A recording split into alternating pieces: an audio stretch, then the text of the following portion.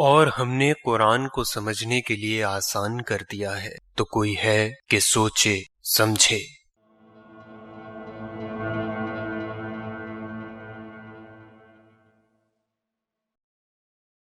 اعوذ باللہ السمیع العلیم من الشیطان الرجیم، بسم اللہ الرحمن الرحیم۔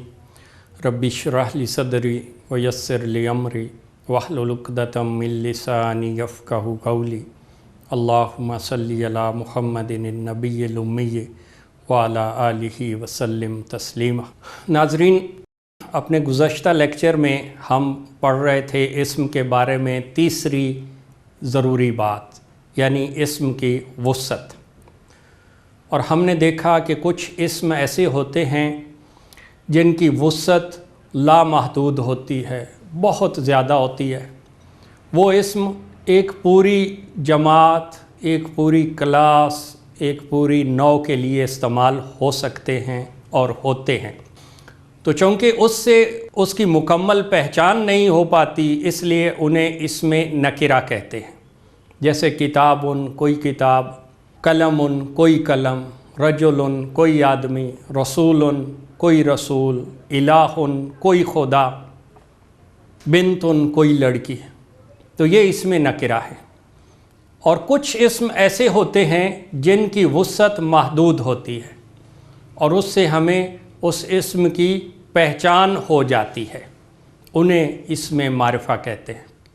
اسم معرفہ کی 7 قسمیں ہیں، اور ان میں سے پہلی قسم کو کہتے ہیں اسم علم۔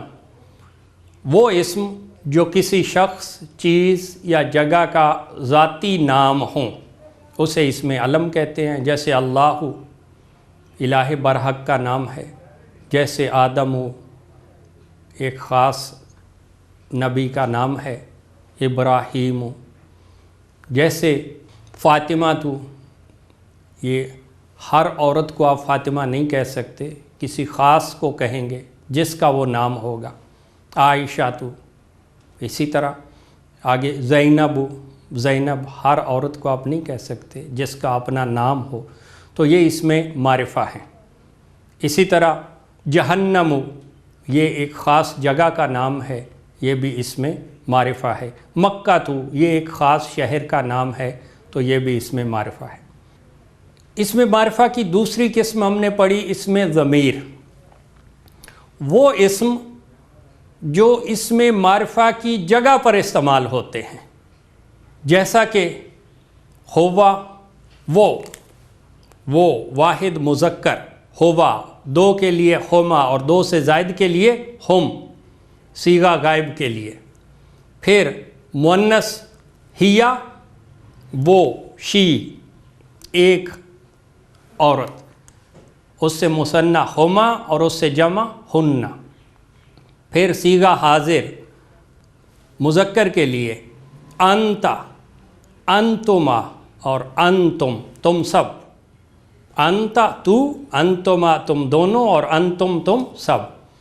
اور انتی، تو مؤنث، انتما، تم دونوں، اور انتن، تم سب۔ اور انا، میں، اور نحن، ہم۔ یہ سب اسم ضمائر ہیں اور یہ بھی معرفہ ہوتے ہیں۔ اور تیسری قسم ہم نے دیکھی الف لام والا معرفہ، جسے معرف باللام کہتے ہیں۔ یہ ہے نکرہ اسم کو معرفہ بنانے کا طریقہ۔ کسی بھی نکرہ اسم پر آپ الف لام لگا دیں تو اس کی تنوین ختم ہو جائے گی اور وہ معرفہ ہو جائے گا۔ یعنی کتاب سے الکتاب، کتاب کا معنی کوئی کتاب، اور الکتاب کا مطلب ہے خاص کتاب۔ اسی طرح رسول کا معنی ہے کوئی رسول، اور الرسول کا مطلب ہے خاص رسول۔ نبی کا معنی ہے کوئی نبی، اور النبی کا معنی ہے خاص نبی۔ اور مدینہ کا معنی ہے کوئی شہر، اور المدینہ کا معنی ہے خاص شہر۔ یہ 3 قسمیں ہم نے پڑھی۔ آج ہم اسم معرفہ کی چوتھی قسم پڑھتے ہیں، اور وہ ہے اسم موصول۔ اسم موصول کیا ہوتا ہے؟ میں نے مثال دی اپنے گزشتہ لیکچر میں۔ میں کہتا ہوں کہ عامر ایک استاد ہے، یہ ایک جملہ ہے۔ پھر میں کہتا ہوں عامر ہمیں عربی پڑھاتا ہے، تو عامر ایک استاد ہے، عامر ہمیں عربی پڑھاتا ہے۔ اب جب دوسری دفعہ میں نے عامر استعمال کیا تو یہ اچھا نہیں لگتا۔ اب اس کی جگہ میں اگر صحیح جملہ استعمال کروں تو وہ ہوگا کہ عامر ایک استاد ہے، وہ ہمیں عربی پڑھاتا ہے۔ یہاں پہ جو لفظ میں نے وہ استعمال کیا اسے کہتے ہیں اسم ضمیر، جو کہ ہم پڑھ چکے ہیں، ہوا۔ اب اگر میں کہوں کہ عامر ایک استاد ہے جو ہمیں عربی پڑھاتا ہے، تو یہ جو لفظ، جو اسم ہے جو، اب جو سے مراد کون ہے؟ وہی عامر۔ جس طرح وہ سے مراد بھی عامر تھا، اسی طرح جو سے مراد بھی عامر ہی ہے۔ تو یہ جو اسم ہے جو، اسے کہتے ہیں اسم موصول، انگلش میں اسے کہتے ہیں ہو۔ Aamir is a teacher who teaches us Arabic. اسی طرح اگر میں کہوں کہ فاطمہ ایک استانی ہے جو ہمیں عربی پڑھاتی ہے، تو عامر کے لیے بھی اسم استعمال ہوا جو، اور فاطمہ کے لیے بھی جو، یعنی مذکر اور مؤنث کا کوئی فرق نہیں۔ اور اگر میں کہوں کہ عامر اور فاروق استاد ہیں جو ہمیں عربی پڑھاتے ہیں، تو دیکھیں میں نے ایک کے لیے بھی جو استعمال کیا اور ایک سے زائد کے لیے بھی جو ہی استعمال کیا۔ لیکن عربی میں ایسا نہیں ہے۔ عربی میں یہ جو اسم ہے جو، اس کا فرق ہوگا، مذکر کا بھی اور مؤنث کا بھی، اور عدد کے لحاظ سے بھی فرق ہوگا۔ واحد کے لیے الگ سے اسم ہوگا، مثنی کے لیے الگ سے، اور جمع کے لیے الگ سے۔ اب میں اگر کہتا ہوں کہ عامر ایک استاد ہے جو ہمیں عربی پڑھاتا ہے، تو اس کے لیے جو جب میں کہوں گا تو عربی میں اسے کہیں گے الذی۔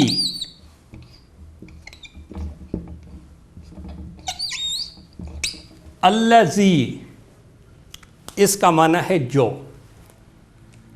یہ قرآن مجید میں کثرت سے استعمال ہوا ہے۔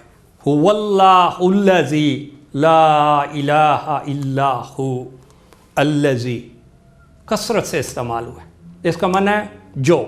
اور اگر دو ہوں، جیسے میں نے کہا کہ عامر اور فاروق دو استاد ہیں جو ہمیں عربی پڑھاتے ہیں، اب دو کے لیے جب میں کہوں گا تو الذی کی مثنی استعمال ہوگا، الذی سے، اور وہ ہوگا اللہ زانی۔